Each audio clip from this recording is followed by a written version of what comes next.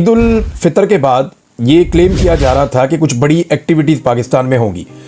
इमरान खान साहब ने कहा था कि ईद के बाद सड़कें गर्म हो जाएंगी और उन्होंने उन इतलात की बुनियाद पर कहा था जो उन्हें दी जा रही थी जेल में।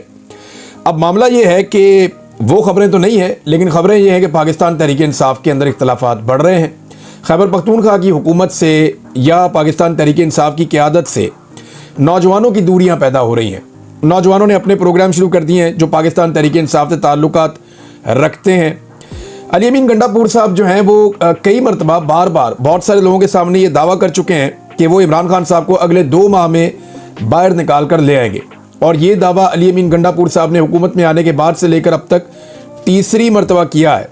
26वीं आईनी तरमीम के मौका पर भी उन्होंने ये दावा किया था कि मुझे, यानी उस वक्त जब ये एहतजाज वगैरह चल रहे थे, इमरान खान साहब उसको रोकना चाहते थे, और उस वक्त भी अली अमीन गंडापुर साहब ने दावा किया था कि मेरे मुताबिक मामलात को चलने दें, मैं इमरान खान साहब को 2 माह में वापस ले आऊँगा।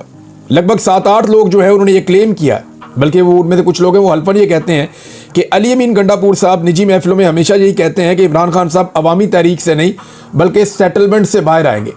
और ये दावा उनका ठीक है, इसलिए कि ये बात मैंने भी सुनी है कि सेटलमेंट से बाहर आएंगे, लेकिन वो ये कहते हैं कि अवामी दबाव बहुत ज़रूरी है, अवामी दबाव बना रहे, मगर सेटलमेंट करनी पड़ेगी एंड ऑफ द डे, और बगैर सेटलमेंट के इमरान खान साहब बाहर नहीं आएंगे।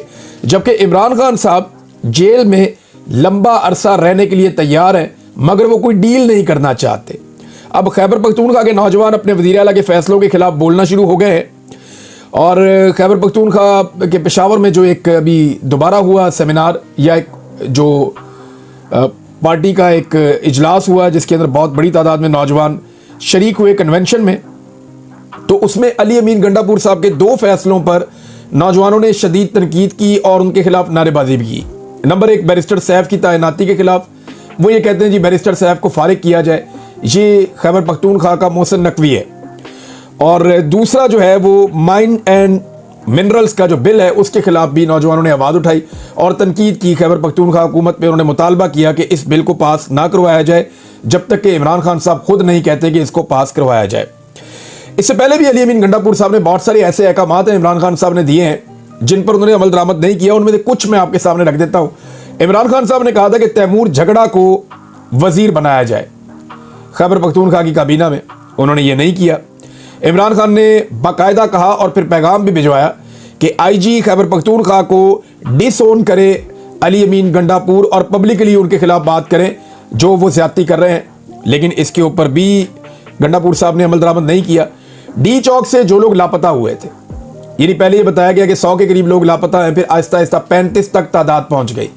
जब तादाद 35 तक पहुंच गई तो मैं लगातार पाकिस्तान तहरीक इंसाफ के लोगों से पूछता रहता हूं कि जनाब वो जो लापता अफराद हैं उनका डाटा किधर है, वो बंदे किधर हैं।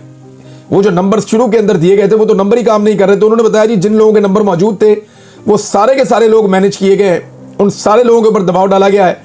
इसमें खैबर पख्तूनख्वा की जो पुलिस है उसने भी मदद की है, जो इदारे हैं उनकी या मिलिट्री एस्टेब्लिशमेंट की मदद उन्होंने भी की है। और ये जो 35 अफराद हैं, अब इनमें से किसी से भी या किसी के भी लवाहिकीन के साथ कोई राब्ता नहीं हो रहा।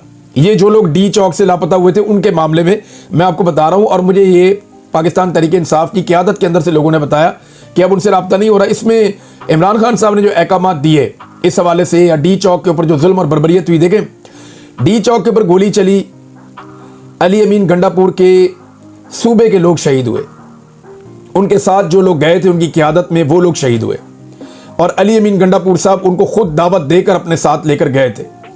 इनकी जिम्मेदारी थी उनकी हिफाजत करनी। लेकिन जो लोग शहीद हो गए, क्या अली अमीन गंडापुर साहब ने उन्हें इंसाफ दिलाने की कोशिश की? अब तक अली अमीन गंडापुर साहब किसी अदालत में पेश नहीं हुए जहां पे उनका मुकदमा लड़ा जा रहा है। किसी फोरम पे उन्होंने खुद पेश होकर कोई एक्टिविटी नहीं की, ना उन्होंने अपने लोगों से करवाई है। यानी सीसीटीवी फुटेज भी वो हासिल नहीं कर सके। अदालतों के अंदर लापता अफराद के हवाले से भी कोई पटिशन्स दायर नहीं की गई। हत्ता कि एक FIR दर्ज करवानी थी, उसके लिए अदालत में जो इन्होंने एक इस्तगासा दायर किया है वहां पे भी पाकिस्तान तहरीक इंसाफ की क़यादत मौजूद ही नहीं होती। यानी अगर पाकिस्तान तहरीक इंसाफ की क़यादत से आप पूछें या जब भी वो तारीख आती है तो अगली तारीख मिल जाती है और लंबी तारीख मिल जाती है, इसलिए कि पाकिस्तान तहरीक इंसाफ की क़यादत उसको संजीदगी से लेती नहीं।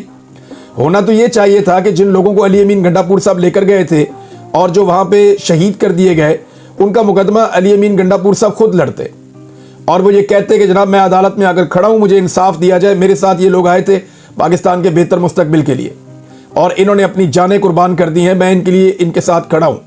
ना लापता अफराद के हवाले से कुछ हुआ, हालांकि इमरान खान साहब ने कहा, ना ही सीसीटीवी फुटेज के हवाले से कुछ किया, हालांकि इमरान खान साहब ने कहा, ना ही जो लोग कत्ल हो गए उन कत्लों के बारे में कोई मामला आगे बढ़ाया गया या उठाया गया, हालांकि इमरान खान साहब ने कहा। सिर्फ एक सवाल पूछ लेने से कि गोली क्यों चलाई, ये तो सोशल मीडिया भी पूछ रहा है, तो ये सवाल पूछ लेने से कोई गोली चलाने वाला आपको जवाब तो नहीं देगा ना। गोली चलाने वालों ने जवाब दिया ना, जो ओवरसीज डॉक्टर्स आए थे अमेरिका से, उनको साफ कहा जी वहां तो गोली चली नहीं, वहां तो ऐसा कुछ हुआ ही नहीं, वो तो खैबर पख्तूनख्वा के लोग असला लेकर आए थे, तो उन्होंने तो उन पर डाल दिया है। चौथी बात यह है कि दोनों मरतबा इमरान खान साहब ने अली अमीन गंडापुर साहब को हदायत की कि आप डी चौक जरूर पहुंचिएगा, लेकिन वो डी चौक नहीं पहुंचे। एक मरतबा वो डी चौक जाने की बजाय डी के बाहर से ही आवाम को छोड़कर खैबर पख्तूनख्वा हाउस चले गए, केपी हाउस में, और वहां से फिर वो बहुत सारी पहाड़ियां क्रॉस करके और बेशुमार जिले क्रॉस करते करते वो वापस खैबर पख्तूनख्वा पहुंच गए और आईजी इस्लामाबाद से वो छुपते रहे। अली नासर रिजवी बमुकाबला अली अमीन गंडापुर, एक है लाखों लोगों के मैंडेट वाला वजीर आला और एक है सिंपल एक सीएसएस किया हुआ ऑफिसर। और अब अली नासर रिजवी से अली अमीन गंडापुर छुप रहा था और अपने आप को बचा रहा था, बारिश में भीग रहा था, एक मजलूमियत की तस्वीर बना हुआ था एक सूबे का वजीर आला। इससे ज़्यादा शर्मिंदगी की बात हो नहीं सकती। पाकिस्तान की तारीख में कोई दूसरा वजीर आला आज तक किसी आईजी से या पुलिस वाले से छुपता हुआ नहीं पाया गया, बल्कि जब इस ओहदे पे आप बैठते हैं तो फिर आपके ऊपर आवाम की जिम्मेदारी होती है, आपको सामना करना पड़ता है, लेकिन अली अमीन गंडापुर साहब ने सामना नहीं किया। दूसरी बार जो है वो बुशरा बीबी साहबा को लेकर वो डी चौक पहुंचने की बजाय उसके करीब पहुंच के वहां से वापस मुड़ गए और वहां पे जो है बहुत सारे कारकुन शहीद हो गए।